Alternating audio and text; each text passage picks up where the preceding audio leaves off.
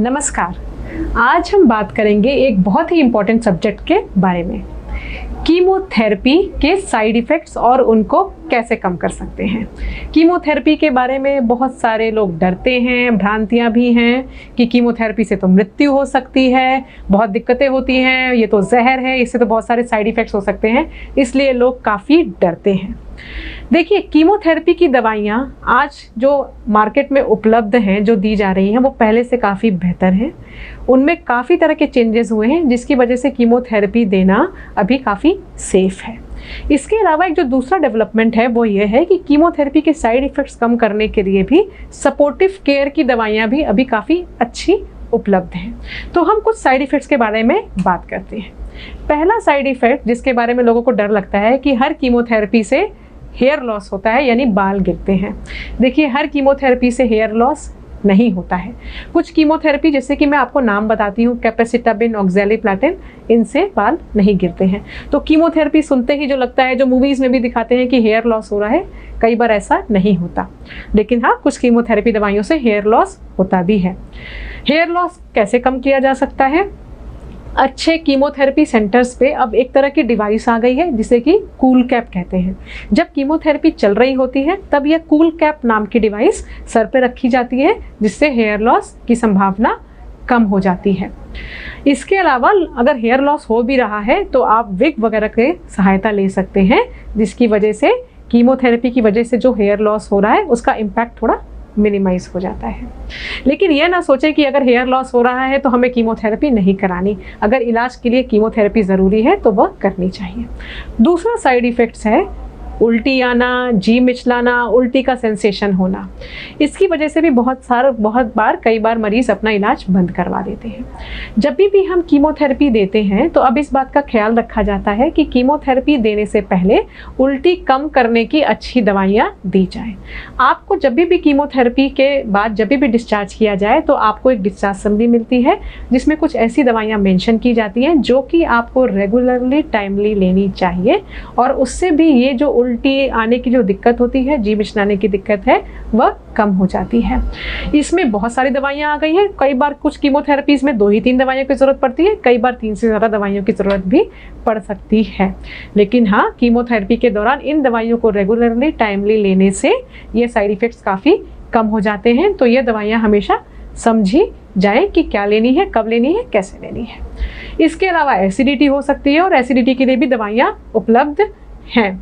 कई बार भूख नहीं लगती। एक कॉमन कंप्लेंट जो हमारे पास आती है कि अब तो खाना ही नहीं खा पा रहे, भूख इतनी कम हो गई है। भूख लगने की भी दवाइयाँ आती हैं, लेकिन उससे अच्छा ये है कि यह कोशिश करें कि लंच, ब्रेकफास्ट, डिनर के समय हो सकता है भूख ना लगे, तो थोड़ी थोड़ी देर में कुछ ना कुछ खाते रहें। दिन में 4 बार, 5 बार, 6 बार, जैसे भी कितनी बार भी संभव हो खाएं। तो थोड़ा थोड़ा खाना कई बार खाएं। जब ज़्यादा भूख लगे तब खाना खा लें। अपने आप को बहुत पुश करने की ज़रूरत नहीं है, अपनी कन्वीनियंस के हिसाब से खाएं। डाइट चार्ट ज़रूर लें। अच्छे हॉस्पिटल्स में डाइटिशियन, न्यूट्रिशनिस्ट, ऐसी सुविधाएं अब उपलब्ध हैं, तो उनकी मदद लीजिए ताकि वो आपको जो खाना पसंद है, जो खाना आप टॉलरेट कर सकते हैं, ऐसा खाना जिसको देख के उल्टी नहीं आती है, ऐसे ही ऑप्शंस वो आपसे डिस्कस करते हैं ताकि न्यूट्रिशन बैलेंस आपका मेंटेन रहे। न्यूट्रिशन मेंटेन करना बहुत ज़रूरी होता है, क्योंकि अगर न्यूट्रिशन ठीक रहता है तो मूड भी ठीक रहता है और बाकी साइड इफ़ेक्ट्स भी कम हो जाते हैं। तो ये हाँ कि स्मॉल फ्रीक्वेंट मील्स का तरीका सबसे अच्छा होता है। पानी खूब पिएं। इलाज के दौरान पानी पीने से कमी करने से थकान बढ़ती है, तो अगर पानी अच्छे से पीते हैं, 3 लीटर के आसपास लिक्विड इंटेक रखिए। कोकोनट वाटर ले सकते हैं, नॉर्मल पानी पी सकते हैं, कुछ और तरह के जूसेस भी ले सकते हैं। लेकिन हाँ, कोल्ड ड्रिंक्स वगैरह थोड़ा अवॉइड करिए, क्योंकि उनसे हो सकता है एसिडिटी बढ़े। तो पानी वानी अच्छे से पीना चाहिए, पानी में कमी नहीं करनी चाहिए। लोग कहते हैं हमें प्यास नहीं लगती तो हम पानी नहीं पिएंगे, ऐसा नहीं है। पानी अच्छे पीने से तो बॉडी की इम्यूनिटी भी अच्छी रहती है, और जो फैटीग वाला एक साइड इफ़ेक्ट्स होता है वह भी कम होता है। तो खाना जो है कम कम अंतराल पे खाइए, जिसे कहते हैं स्मॉल फ्रीक्वेंट मील। स्मॉल अमाउंट में खाइए। खाने में देखिए आजकल ज़्यादा परहेज नहीं बताया जाता है। कुछ कीमोथेरेपीज़ ऐसी हैं जिसमें कि थोड़ा परहेज बताते हैं कि कच्चा पक्का ना खाएं, बट मेजॉरिटी ऑफ कीमोथेरेपीज़ में अब ये परहेज नहीं है। लेकिन हाँ, कोशिश करिए कि आप फ्रेश खाना खा रहे हैं। एक और कॉमन साइड इफेक्ट क्या होता है कीमोथेरेपी से? थकान का। लोगों को लगता है अब तो मुझे ऑफिस नहीं जाना चाहिए, मुझे घर पे बैठना चाहिए, अब तो वॉक वगैरह कुछ भी एक्सरसाइज कर रहे हैं सब बंद कर देनी चाहिए। ऐसा नहीं है। कीमोथेरेपी के दौरान अगर आपको थकान या फेटीग हो रही है तो यह रिकमेंडेशन है कि अगर आप कुछ फिजिकल एक्टिविटी करते हैं स्टेमिना के हिसाब से तो एक्चुअली उससे थकान और फेटीग कम होती है। सुनने में ये बात थोड़ी अजीब लगती है लेकिन ऐसा ही है। अपना नॉर्मल रूटीन मेंटेन करने की कोशिश करिए। अगर आप वॉक करते हैं, थोड़ी सी भी फिजिकल एक्टिविटी करते हैं तो वह एक्चुअली बॉडी के लिए बहुत अच्छी है। वो आपकी एक्चुअली फेटीग कम करती है। और फेटीग कम करने का एक दूसरा रास्ता तो मैंने आपको बताया कि अच्छे से अपने आप को हाइड्रेट करें। तीसरा रास्ता ये होता है कि देखिए एक सपोर्ट ग्रुप बनाइए। हम बैठे रहते हैं, ट्रीटमेंट चलता रहता है तो हम कुछ ना कुछ सोचते रहते हैं, उससे थकान और बढ़ जाती है। तो हम एक सपोर्ट ग्रुप बनाना बहुत ज़रूरी है। ऐसे लोगों का संग रखें जो कि फ्रेंड्स हैं, अच्छे लिसनर्स हैं और आपकी बात सुनते हैं और उल्टी सीधी एडवाइसेस नहीं देते हैं। ऐसे लोग साथ में रहेंगे, सपोर्ट ग्रुप रहेगा तो उससे भी साइड इफ़ेक्ट्स कम करने में काफ़ी मदद मिलती है। तो हमेशा कोशिश करें कि एक अच्छा सा सपोर्ट ग्रुप आपके अगल बगल रहे और आपसे बातचीत करें। अच्छा, इसके अलावा थकान कम करने की भी दवाइयाँ आती हैं जो कि अगर आपको दिक्कत ज़्यादा लगती है, आपको लग रहा है कि आप बिल्कुल भी आपका काम एकदम बंद हो गया है, आप चल नहीं पा रहे, बेड बाउंड है, तो अपने डॉक्टर से बात करें। थकान कम करने की कुछ मेडिसिन आती हैं, भूख बढ़ाने की मेडिसिन आती हैं जो कि आपके डॉक्टर आपको प्रेस्क्राइब कर सकते हैं। अच्छा, इसके अलावा और क्या साइड इफ़ेक्ट्स होते हैं? कीमोथेरेपी से एक साइड इफ़ेक्ट्स होता है कि ब्लड काउंट कम हो जाते हैं, हीमोग्लोबिन कम हो सकता है। इसके अलावा सफ़ेद रंग की जो कि WBC की सेल्स हैं वो भी कम हो सकती हैं और प्लेटलेट वाली ब्लड सेल्स भी कम हो सकती हैं। इसीलिए हर बार कीमोथेरेपी देने से पहले हम ब्लड काउंट्स मॉनिटर भी करते हैं। कुछ तो इंजेक्शंस आते हैं, आजकल बहुत सारे इंजेक्शंस आते हैं जैसे कि GCSF जिसे हम कहते हैं कि कीमोथेरेपी के दौरान इनका एडमिनिस्ट्रेशन होता है और इसकी वजह से ब्लड काउंट मेंटेन्ड रहते हैं। तो इसकी वजह से एक्चुअली जो ये कि ब्लड काउंट्स में फ्लक्चुएशंस का प्रॉब्लम है वह काफ़ी कम हो गया है।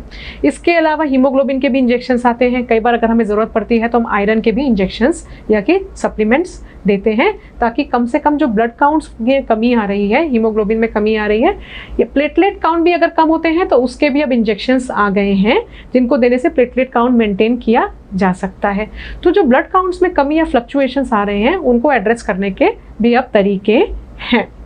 इसकी वजह से अब आपके जो ट्रीटमेंट इंटरप्शंस हैं वो मिनिमाइज किया जाता है। अच्छा, इसके अलावा और क्या साइड इफ़ेक्ट्स होते हैं? एक जो बहुत इंपॉर्टेंट साइड इफ़ेक्ट है जो हर कीमोथेरेपी में नहीं होता लेकिन जानना ज़रूरी है, स्पेशली अगर कीमोथेरेपी कम उम्र या यंग लोगों में दी जा रही है। कैंसर है तो बीमारी ज़्यादा ओल्ड एज में होती है लेकिन कई बार यंग एज में भी होती है और अगर कीमोथेरेपी दी जाए तो इसकी वजह से कई बार स्पर्म काउंट या फिर एग प्रोडक्शन इन फीमेल्स पे असर पड़ सकता है। स्पर्म काउंट इन मेल्स कम हो सकता है और एग प्रोडक्शन इन फीमेल्स कम हो सकता है जिससे इनफर्टिलिटी होती है। तो अगर आपकी उम्र ऐसी है कि आप फैमिली अभी आपकी कंप्लीट नहीं है, आपको बच्चे चाहिए, तो अगर आपका कीमोथेरेपी का प्लान है तो आपको ये ज़रूर डिस्कस करना चाहिए अपने डॉक्टर से कि क्या कीमोथेरेपी ऐसी है कि फर्टिलिटी पे असर पड़ सकता है और अगर फर्टिलिटी पे असर पड़ सकता है तो उसका क्या तरीका है। आप सब लोगों ने IVF का नाम तो सुना ही होगा, इन विट्रो फर्टिलाइजेशन वाली टेक्निक्स अब काफ़ी उपलब्ध हैं। तो उसका तरीका ये है कि स्पर्म प्रिजर्वेशन या फिर एग प्रिजर्वेशन किया जा सकता है जो कि IVF वाले सेंटर्स करते हैं और यह स्पर्म प्रिजर्वेशन या फिर एग प्रिजर्वेशन बाद में रिट्राइव करके फर्टिलिटी आसानी से कंटिन्यू की जा सकती है।